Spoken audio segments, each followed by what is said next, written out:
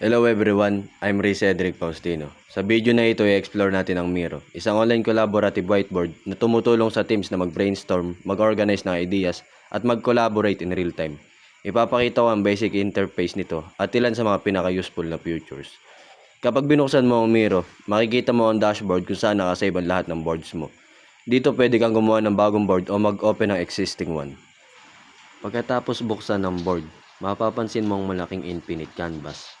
Ito ang workspace kung saan pwede kang gumawa ng diagrams, mind maps, flowcharts, o brainstorming sessions. Sa upper left side naman, ito ang makikita kapag kinlik ang 3 dots. Makikita ang board, edit, view, preference, accessibility, assign status, at send to interactive display. At bawat isa niyan, makikita mo ang kanya-kanyang functions. Sa left side naman makikita ang toolbar na may iba't ibang tools, habang nasa top menu ang options para mag-share, mag-present at mag-customize ng board. Makikita naman dito ang prototype, diagram, table, timeline, Kanban, doc, slides, engage activities at talk rack.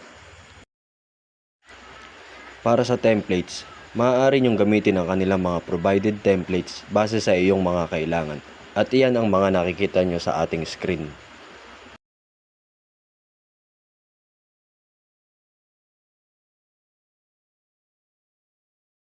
Ngayon naman, tignan natin kung paano mag-navigate sa canvas. Pwede kang mag-zoom in at zoom out gamit ang mouse wheel o touchpad, at pwede mo ring i-click at i-drag ang canvas para makalipat sa iba't ibang areas. Dahil infinite ang canvas, hindi mo kailangan mag-alala na maubusan ng space kahit malaki pa ang project mo.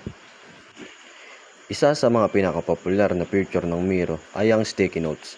Para magdagdag ng sticky note, piliin lang ang sticky note tool sa toolbar at mag-click kahit saan sa canvas. Pwede kang mag-type ng ideas, magpalit ng kulay, mag-resize at ilipat ito kahit saan mo gusto.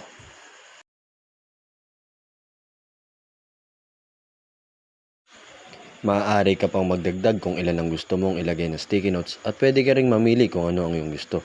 Pwede rin na ilagay kung saan mo ito nais ilagay.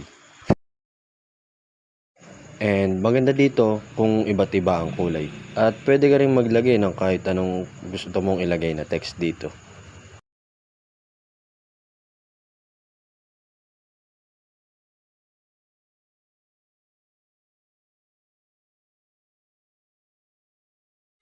And bukod sa sticky notes, pwede pa magdagdag ng notes kahit saan mo gusto.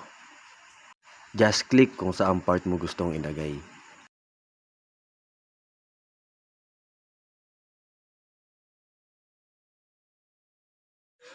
Dito naman, pwedeng maglagay ng line, arrow, elbow arrow, black arrow kung gusto nyo magkakakonek-connect ang iyong mga sticky notes.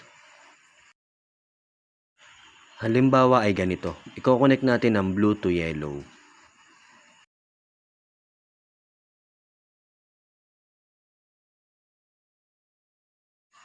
Dito naman ay pwede kang magdoodle ng araw kung saan mo gusto ito ituro.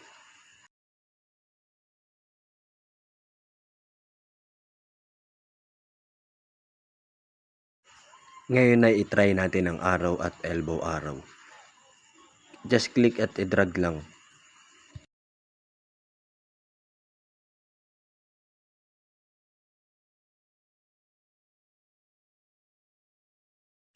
Ngayon naman, pwede din kayong mag-draw dito ng kahit anong gusto nyong ilagay.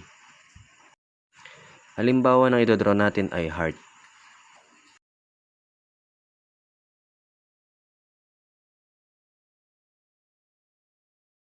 Kung sakali naman namamali ang iyong drawing, pwede mo rin itong i-erase. Just click it and i-erase ang part na gusto mo.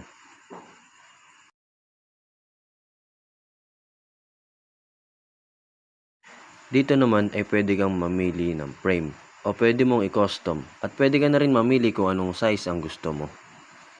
Bukod dyan ay makikita din dito ang slides, diagram, engage activities at prototype. At testing natin tong 16.0. At kung gusto mo maglagay ng mga emoji or something na pampadagdag, pampaganda, just click the emoji logo and pwede ka na mamili. Halimbawa nito ay itong gift na 6-7. And mag-testing pa tayo ng iba.